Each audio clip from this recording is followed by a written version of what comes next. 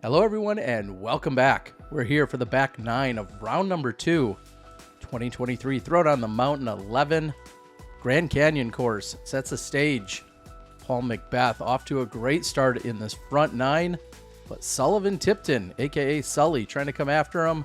JohnE McCray, the legend, along with Matthew Barajas, we're here and ready to go. And by we, of course, the perks of disc golf have rejoined me and we're ready to do this again, buddy. I'm happy to be here with you, Terry. I love me some Throwdown the Mountain. Back 9 is a lot of fun. Paul was just a few inches off of a perfect front 9 and getting right into it. Hole 10, you're up against this barbed wire fence. You have this kind of heritage oak tree right in front of you that you have to throw a touch backhand underneath, very specific landing zone, and then you're headed back up this hill. Paul going heat here. Yeah, we saw a crazy skip in round number 1. Today it looks like he made a slight adjustment. Do you go too straight, too far? It's straighter than you would like, but it's the good miss. He's going to have a little forehand approach through that window. Great camera work right there, but that's why I love this course, Terry. Is it forces players to throw shots like that, which I think there's a place for touch shots. The place for that shot is right about there. That's a really good position there for Sully. And Sully had a pretty slow front, just one down. And Matt Barajas, some nice putts, but he had some pretty gnarly rolls, and he's just even through the front. See if he can pick things up. But unfortunately, the back 9 doesn't really get easier, in my opinion. I feel like there's a few more birdie.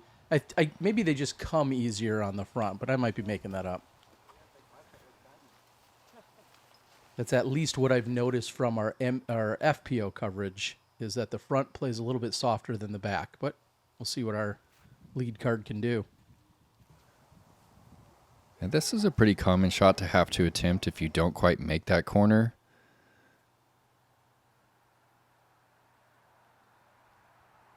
An outstretch McBeth, so trying to find a window to see if you can get up to the top plateau here. That could be obstructed right there, Terry. Yeah, it's amazing. There's not many trees on this green, but they definitely provide a challenge for most of our putts if you go at all deep, and that one's going to stay out in the open, thankfully, for Sully. Yeah, great control there from Sully with that zone.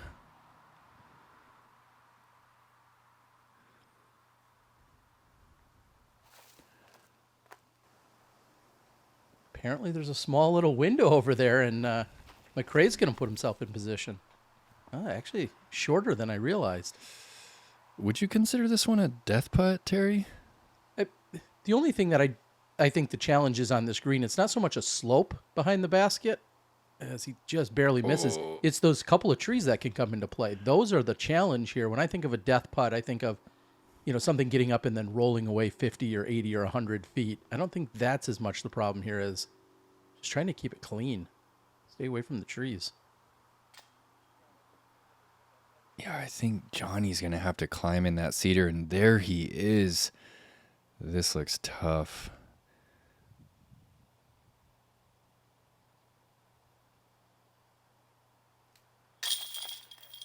A rocket. Little nose up spin right on the pole, and he kind of laughs at that make. And he's going to show Paul the line. Yeah, McBeth is going to be in there in a pretty similar spot, so maybe we'll take a tip or a lesson and look at Sully. He's kind of wrestling with the tree too. It's something to be said about the concentration, right? Just knowing like there's something irritating you, there's a branch, or whether it's in your sight or your line of play, or it's physically touching you. I think that just shows a lot of concentration to be able to just power through it.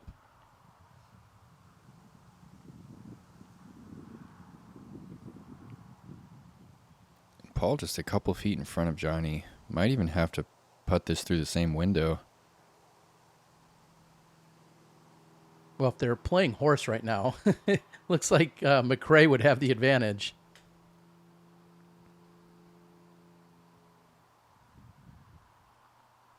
And when's the last time you saw McBeth this perplexed from inside the circle? Yeah, it's been a minute. It must be tricky if he's taking this much time.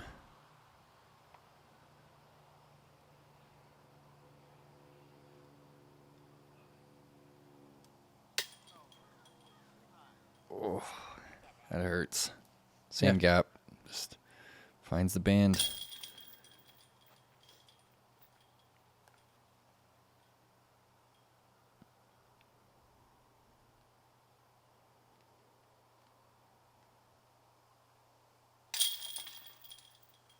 No problems on the cleanup there for Matt. And we're going to head over to hole number 11. And we saw some fireworks here yesterday. What do they need to do? Oh, it's just a gem of a par 4 here, headed down the mountain.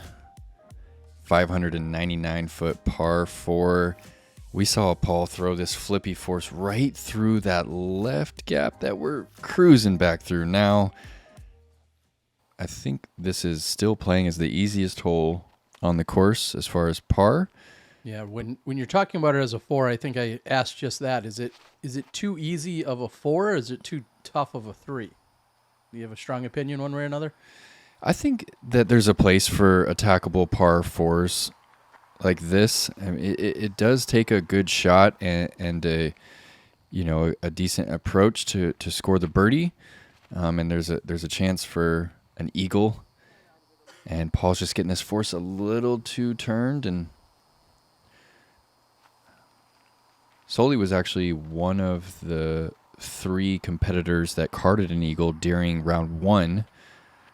And I got to think that that's how he attacked it in the first round, too, with that setup forehand, which he threw beautifully right there to the mouth. And Matt getting his a little too turned over. And this is looking good from Johnny if he can beat the last. And it catches, but still pushes forward. Maybe a 50-footer for his eagle. A little bit of an adjustment from yesterday's round. I felt like he turned it over too quickly, so this time it was a disc change, and he's going to have a look, as you said. And this kind of gives us a good look at what you could have if you don't pure this drive, and even this one, this isn't guaranteed. I mean,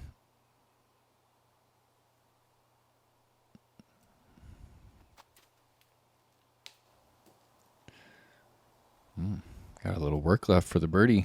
Yeah, he hits one of the late trees. I'm not even sure he could see that one. Sully go 2 for 2 on eagles. Ooh, yeah, I gotta imagine that's how he carded the eagle during round 1. Good bid there. Pretty incredible. There, as you mentioned, there were 3 eagles on this hole in round 1. Sully had one, McBeth had the other one, which you saw, and Aaron Doyle. So shout out to Aaron for being the other eagle out here. Yeah, good to see Aaron this week. Always positive force in the disc golf community. Here's Johnny, a little right to left wind.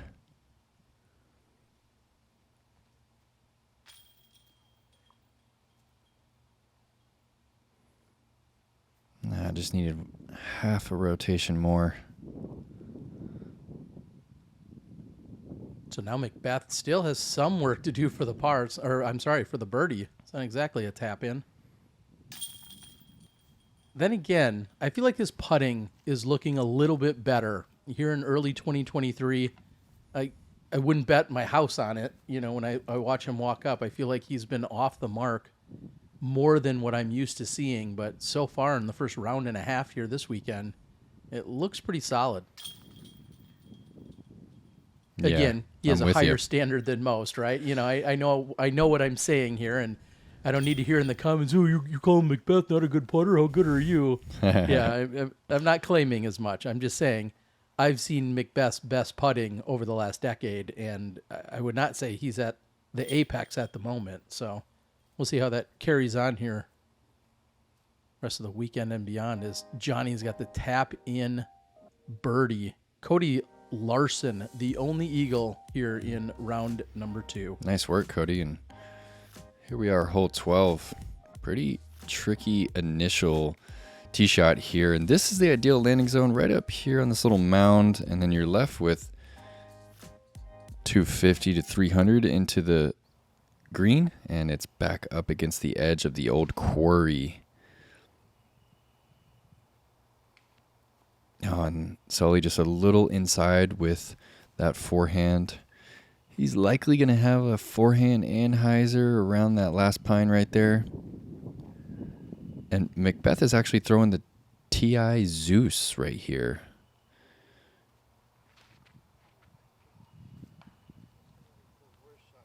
On second round in a row, he's early with that.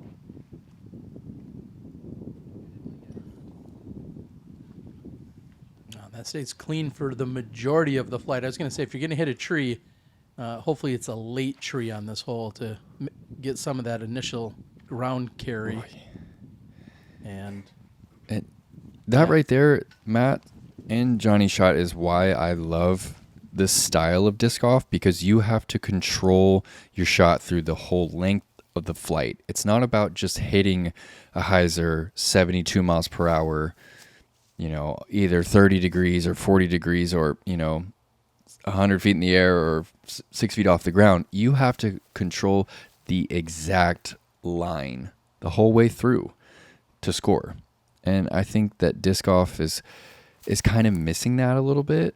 And places like this keep that alive. And Johnny, what do you think of that one, Terry? I was just going to say, talk about controlling the flight the entire way. It wasn't just about an initial gap, as you were just saying. That was online the whole way. So McCray will have a look for birdie, and looks like you called this perfectly. The forehand zone right around the last tree. Wow, he went zone there.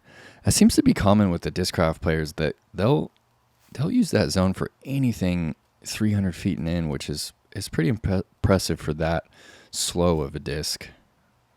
Well, I know for many years there was always an argument as to whether or not it was a putter due to its speed. And so if you go to a one-disc challenge or something of that nature, you're going to always be up for a good fight as to whether or not a zone is a putter. You guys can fight about it in the comments. As if you need something else to talk about. And Matt's going to give it a little Annie turnover. And what an impressive second shot, just to have that left for birdie. Yeah, he's picking up another one on Paul. Yeah, I feel like it was just a few holes ago. We saw him with a 6-stroke lead. He has now cut that in half as Paul's gone somewhat flat. Of course, he just got the birdie on 11, but everybody gets the birdie on 11. And McBeth, 4 strokes if I did the math correct. Nice setting right here on this green. I love the limestone wall right there.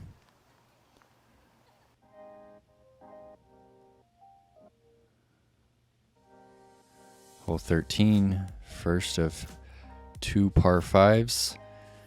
You climbing this hill, you want to land somewhere in front of this tee pad. There is an out of bounds line on the left, and you do not want to push that tee shot straight into the sawgrass. And then it's kind of choose your gap. A lot of rollers on the second here.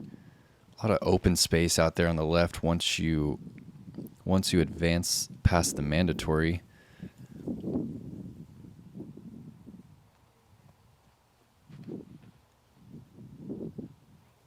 We saw during first round, hitting early is big time trouble. You have to at least get on this platform, which is easier said than done, but you have to get on that platform if you're looking to score on this hole. Yeah, this gap is pretty big. Not too demanding of a tee shot, but there's more wind than anyone is used to here this weekend. Paul actually said it was the windiest he's ever felt it here in Brooksville. It's also warm. Confirmed. I mean, sure, it's Florida in essentially beginning of April. I get it, but it's unseasonably warm, unusually warm. Yeah. As we're pushing into the high 80s and even into the low 90s. Yep, 90 degrees here on this Saturday afternoon.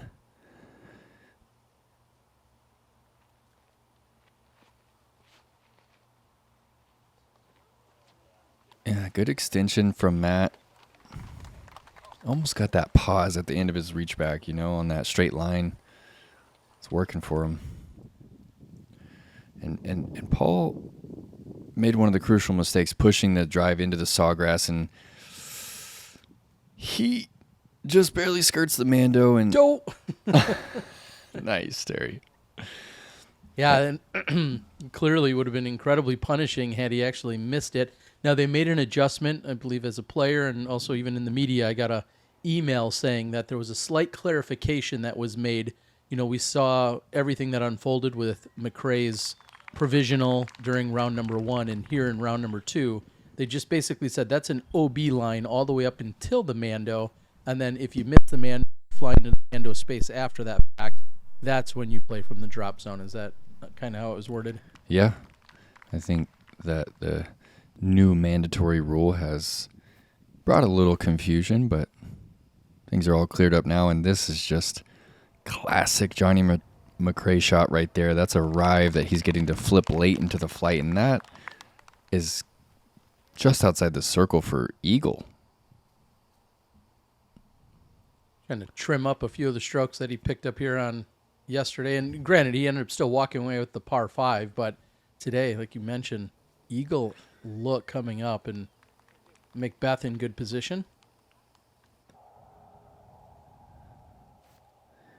And that was a great looking forehand shot from Matt to get to here. And he is going to leave himself with 25 feet.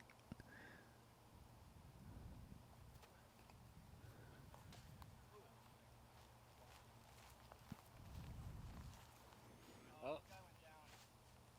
He's hurt? Yeah. Oh. Somebody fell.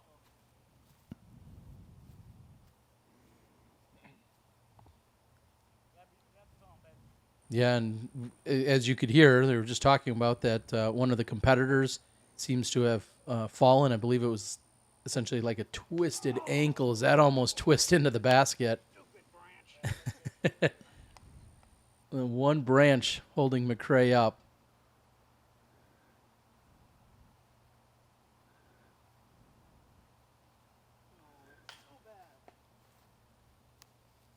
All right.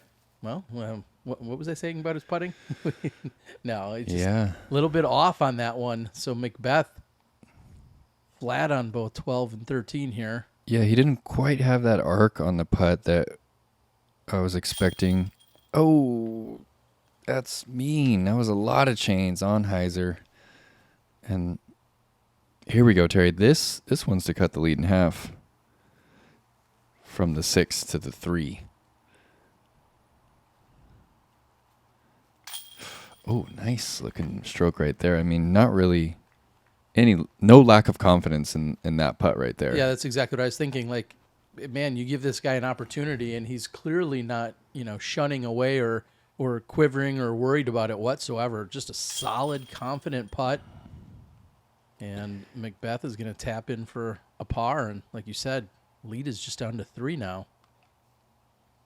Keep in mind, they started the day just one stroke apart from one another, and McBeth tore up that front 9 just to have Sully starting to battle back at the moment, and McCray will tap in for the birdie. And they're going to head up the hill. I feel like you have to earn the next tee shot, one of the most beautiful tee shots in disc golf, and you got to earn it by huffing up there first. And big thanks to our friends at Swarm Digital Marketing, who can help you guys out. Any SEO, search engine optimization for your website, logos, design work, whatever the case might be. They're helping out disc golfers. I think you could use take all the help you can get on something like a par 5 at 1,006 feet. I'm not sure if they can help you card a par, but if I was to call anyone in, it would be right now. Yeah, this is one of the signature holes in the entire state. Just a gorgeous tee shot, and really demanding tee shot as well. You don't have much room for error with your angle. If you get it wrong, the elevation is going to exaggerate it. See, this is a great looking shot, but he didn't quite. He got the nose up a bit, too much hyzer, and now he's off. Yeah. He threw it 440 feet, but he's not in a good spot. Yeah, he essentially threw it straight out when he needed to throw it nose down. Yeah. And that's why, you, like you said, exaggerate is the best word for it. It just pulled it more left. And Paul making a similar mistake, gets to the ground just a little bit quicker, and he's going to be pretty obstructed right there.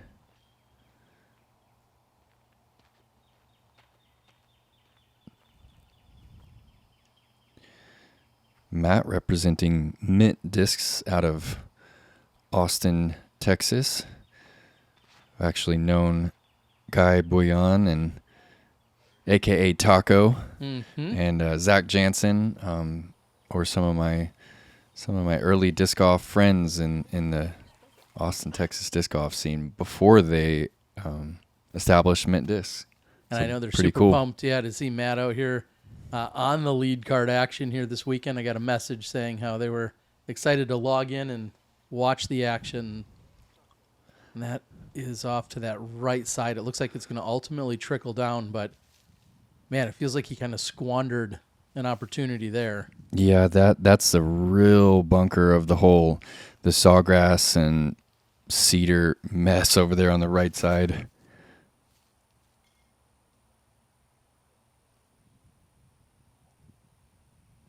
Really an awkward stance there, just trying to kneel down the way he did and throw cross body like that. And the way he executed, kudos, because that was a very difficult shot. Yeah, very impressive. And another shot from a knee. So what does that make? 3 in a row where we're seeing different approach shots on a par 5. 3 of them in a row, all coming from a knee. This is probably 475, slightly uphill. OB line on the right, sawgrass everywhere.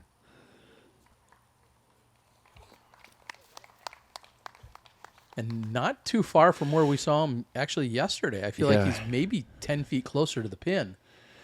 Yeah, and Will really we see tough another line. turbo, right? Yeah, Maybe? we might see another turbo. Oh, and Paul going flippy force, and that was kind of a miscalculation right there. I think the trajectory is just what he missed. I think he expected it to flip up, but I think he wanted to start it off a little wider.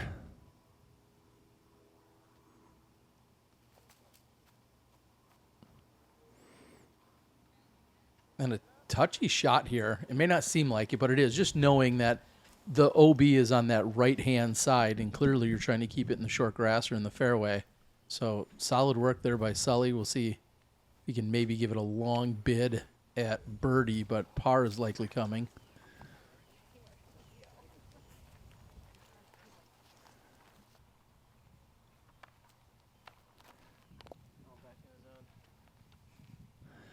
I mean, you called it earlier. You said so many of these players talking about when they can get to the zone and toss that. Yeah, And that's Sully's an gonna go impressive with the skill jumper. right there. Jump putting from 150. This last section of the hole, I think, is what makes it so difficult. The amount of sawgrass that is inside 20 meters, and then the 2-seaters, the one short and the one just deep of the pin. I mean, you can be 18 feet deep of this one and have almost an unmakeable putt. McBeth for birdie.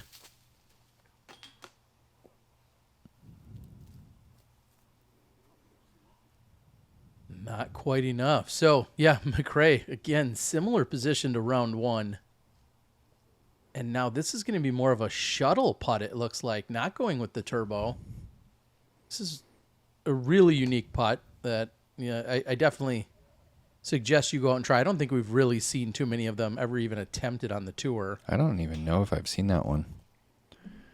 And you just kind of put your finger on, resting on your index finger, and you kind of slide it off. It's a really unique way to putt. And usually in a situation just like that is when you'd see it.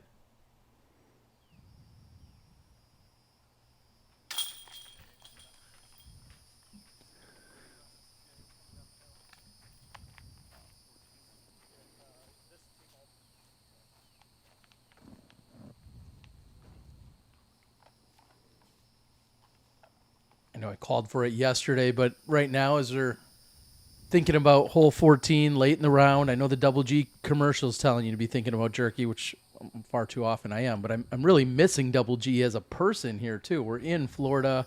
We're a couple hours from Gainesville, but it looks like the tour just doesn't have him coming back down for this one this year. I think that will likely change in future years if we start seeing some big events here. Even bigger is maybe the better way to word that.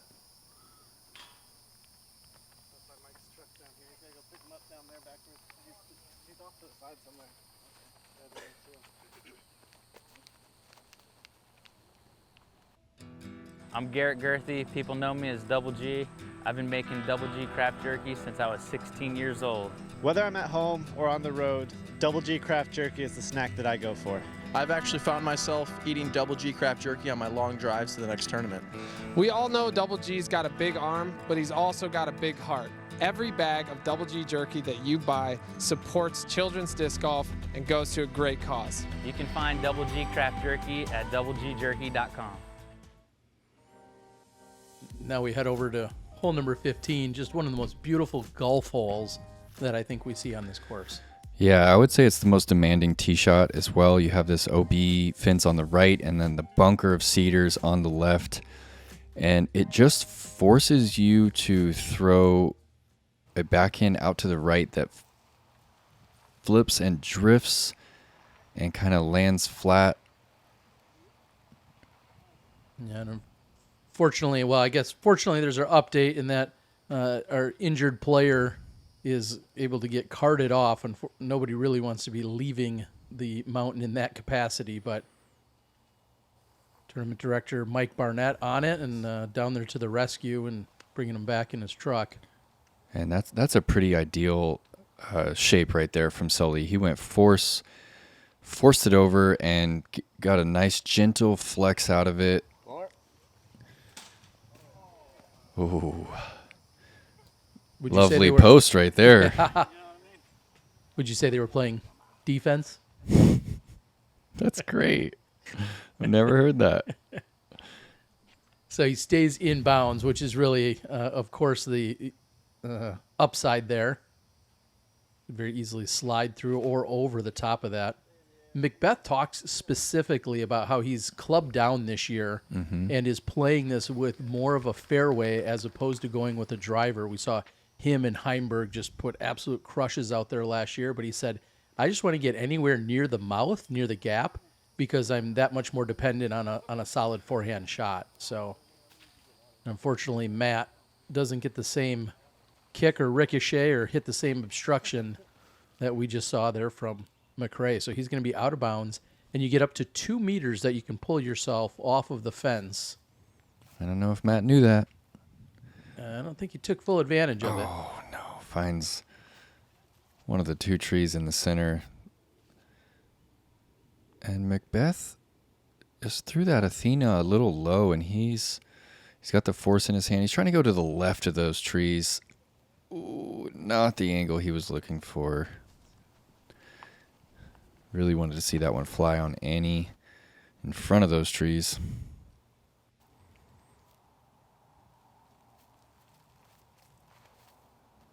And this is not normal.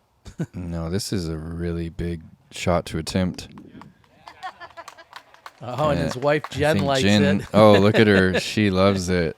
Nice. Oh, it was so nice to spend some time with them during that first round and just chat. It's been a long time since the heart attack, but you can just tell how thankful Jen is, and I think we're all kind of thankful that Johnny's still with us and he's healthy enough to play the game that he loves. And Yeah, and not just healthy enough. I'm going to go ahead and add to it that he just took down the age protected division out here 2 weeks ago at this tournament. So it's so incredible, the fierce competitor that he is. I mean, we saw him on the feature card. Here he is still on the lead card in round 2. And JohnE McCray, I know I said it in the first round, but just the ageless wonder and heart of gold. And Sully is looking great on this back nine, Terry. That was a beautiful approach. And wow, McBeth still has this. This is for his par look. wow, sticks it on the left side. It High looked like he left didn't side. even see enough of the chains from his angle. Did he get away with one there? You know, the pace, he put it on that pace. So it's one of those 50-50. I felt like that was a good catch. If it was putt harder, I would say, you know, he might have taken one from the course, but he knows what he's doing as far as the speed of his putt. If you want to get up to speed, check out the Players Meeting. Head over to their website. They will send you updates, and they constantly are writing articles to let you know what's going on in disc golf. As they say, the best disc golf email you'll get each week will come from the Players Meeting. So check them out. There's a link in the description. And we're on what I feel like is a must-get birdie. I understand there's this hill and there's a lot of danger, but 163 feet, I feel like you need to get this one. Well, you don't want to get the spectator that's rolling up the hill on Sully here, but I feel like you should be getting this one, right? Or no? Yeah, I mean, with just looking at the distance, I would say yes, but it really is a curveball. You know, you have to display touch as you come into this green, and Sully does so beautifully there with that zone. If you hit the front of the hill, you're likely rolling, and if you air the hill, you're headed all the way down the other side. So it's a nice par 3.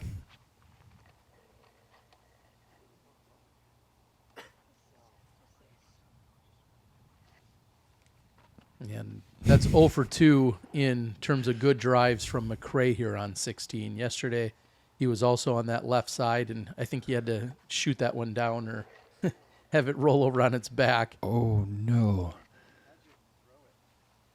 McBeth second guessing. He said, "Why'd you throw it?" So he had something on his hand that he clearly was didn't give him a good grip. And Oh, see, that right there, Terry, is why the whole, I feel like, still seems like a good birdie.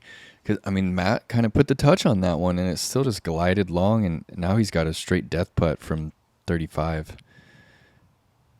McBeth has, what, half the distance to the pin still, at least, maybe Wow. even more. Yeah. I mean, he's got a 25-footer for his par. Sully's parked. We've got one stroke now. Guys keeping it interesting. Just as we thought McBeth was going to make this a one-man show, he's calmed down in the back, and now Sullivan's ready to step up. Johnny puts it up on top, so that's going to be a par for him. You know, and as you're speaking of it, just look at the scoring separation overall. I mean, we're just seeing these two guys in McBeth and Sully right now seem to be kind of in a league of their own. Yeah, it's rare to see 12 strokes between anyone on a lead card. Matt has obviously had an unfortunate day here at the course.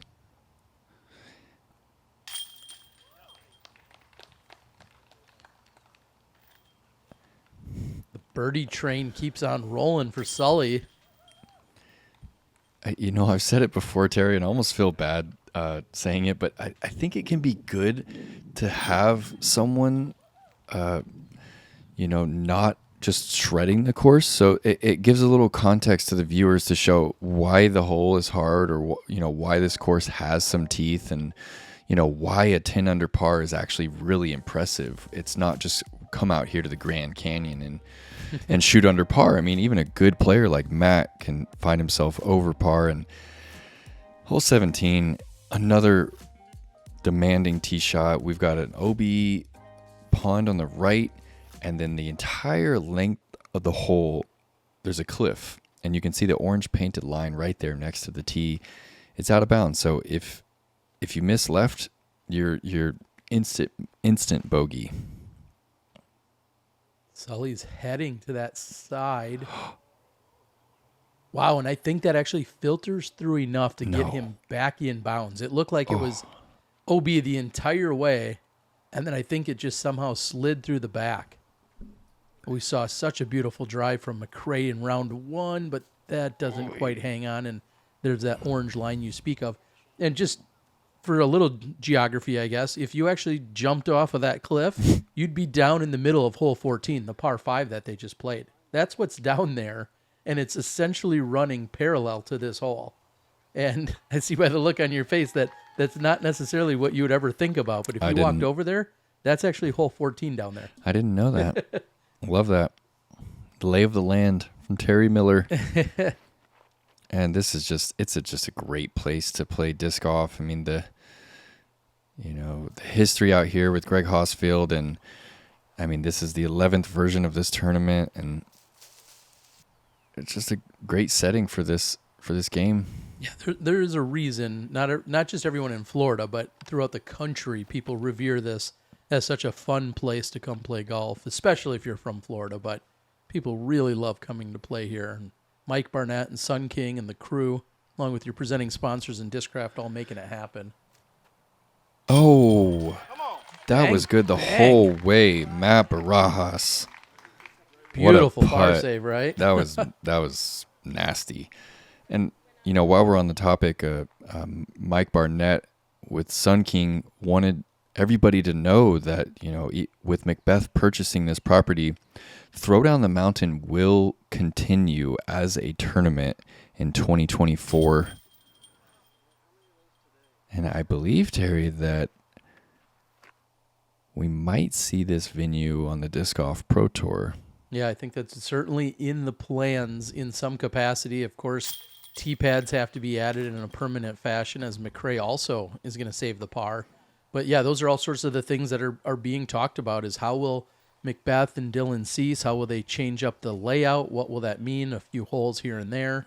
But most importantly, getting multiple tees and multiple pins added in a permanent fashion. That's going to be basically first on the to-do list. So everybody's excited about it, and trust me, McBeth is scoping out every extra inch of property when he's out there, and he's just constantly, the brain is just working on overdrive to think about how this is going to be incredible for the rest of the country and people from all over to come play. And they get to play hole 18. I mean, how beautiful. Oh, it's gorgeous. Where's Simon Lizotte when you need him, though? Par 4, 688 feet, and you're teeing off from out of bounds, and there was noticeable headwind, kind of a left to right, a helping wind here. You have to make sure you push this forehand out far enough, but not too far, as you can see the out of bounds flags right there, and Sully throws it to a perfect position. This is still playing as the hardest hole on the course. Yeah, it's so easy to rack up strokes out here, and we're seeing by McCray that actually, oh no, it doesn't look like he comes back in bounds at all. So from there, in that case, if you don't go out, say, on the left side, then you actually go to the drop zone. So that's where McCray's going to go to, and he'll have a decision to make from there as to how aggressive he wants to be. Captain's Raptor from Paul, and he's just ensuring that he lands in bounds here. He knows that he can get up and down from anywhere out there in that field. I was thinking I'd give Sully's land and where he landed, I'd probably rate that at about an 8.5, maybe a 9 out of 10. Yeah. McBeth is going to be back just a little bit behind him, so he'll just have a longer throw. But ooh, yeah, impressive turnover there from Matt.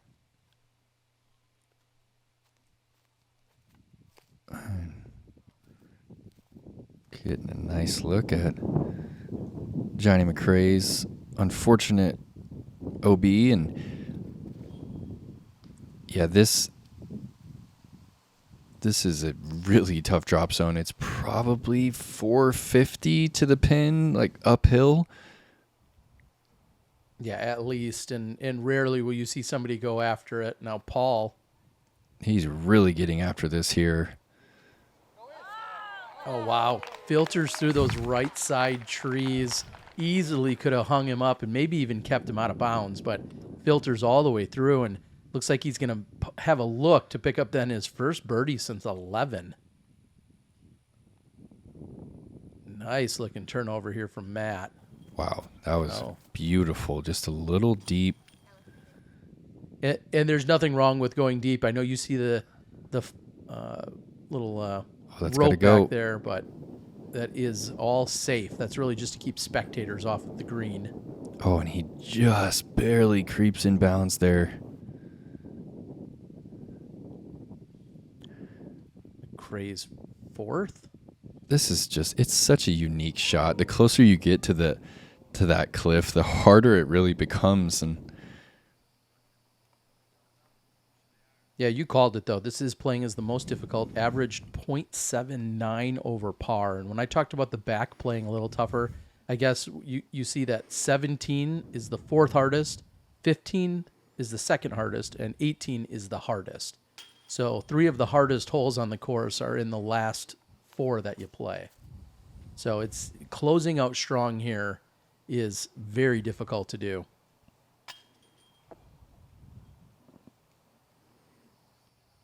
And that means McCray is going to pick up, I believe, a double bogey. Sully trying to stay within 1 to head into Championship Sunday.